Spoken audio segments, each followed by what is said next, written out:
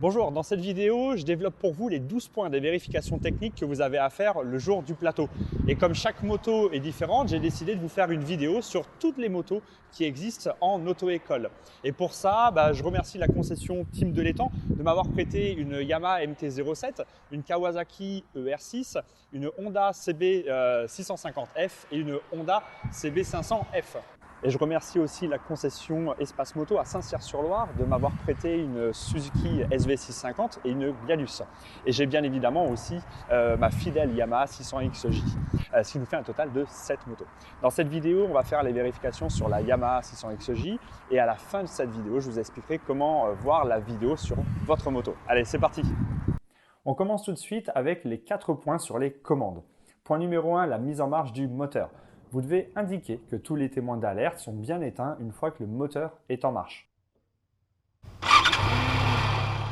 Donc là, c'est bon. Et vérifier le fonctionnement du coupe-circuit. C'est bon. Deuxième point, les commandes d'embrayage et d'accélération. Concernant l'embrayage, il faut vérifier que la garde est d'environ 5 mm. Et vérifier que le câble n'est pas effiloché. Pour l'accélérateur, la poignée doit revenir toute seule lorsqu'on la lâche. Troisième point, la direction. Expliquez qu'il ne doit pas y avoir de point dur sur la direction. Pour le vérifier, vous devez délester la roue avant en mettant la moto sur la béquille centrale par exemple et tourner le guidon à fond de gauche à droite. Montrez le geste à faire, mais bien sûr, sachez que vous ne pouvez pas réellement le faire cette vérification puisque la roue avant est posée au sol. Quatrième point, les commandes de frein. Vous devez simplement contrôler le niveau de liquide à l'avant et à l'arrière. Pour ça, mettez la moto droite et vérifiez que le niveau soit au-dessus du repère minimum pour l'avant et entre le mini et maxi pour l'arrière. Sur la 600XJ de Yamaha, le bocal est caché derrière ce cache plastique. Indiquez simplement son emplacement et la démarche à suivre. On a fini avec les commandes, on continue maintenant avec les éléments techniques. Le premier point concerne le niveau d'huile moteur. La moto doit être droite et sur cette moto, le moteur doit être froid. Je sors la jauge, je la nettoie, je la replonge et en la ressortant, le niveau doit se situer entre le trait du bas et le trait du haut pour le repère minimum et maximum. Deuxième point, la transmission, c'est-à-dire la chaîne. Vous devez contrôler la tension de la chaîne qu'on appelle la flèche. Pour ça, à mi-longueur, soulevez la chaîne. Entre le point bas et le point haut, vous devez avoir 2-3 cm de débattement. Troisième point, pneumatique avant ou arrière. Choisissez l'un des deux pneus et vérifiez que la pression du pneu soit bonne en appuyant dessus avec la main.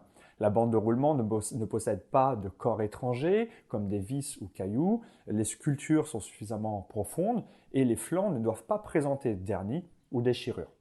Quatrième point, les suspensions. À l'avant, vérifiez qu'il n'y ait pas de fuite d'huile sur le tube et que le tube ne soit pas rayé.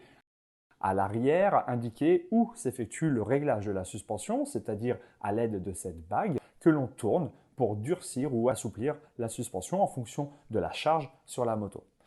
Et on termine avec l'éclairage et accessoires de sécurité. Premier point, l'éclairage avant. Démarrez le moteur pour allumer le feu de croisement et coupez-le ensuite avec le coupe-circuit. Comme ça, le feu reste allumé, mais au moins l'inspecteur vous entend puisque le moteur est éteint. Passez devant la moto et indiquez que le bloc optique est propre et en bon état, que le feu de position fonctionne, le feu de croisement également et aussi le feu de route. Attention à désigner bien du doigt chaque ampoule. Deuxième point, les indicateurs de changement de direction ou plus simplement les clignotants.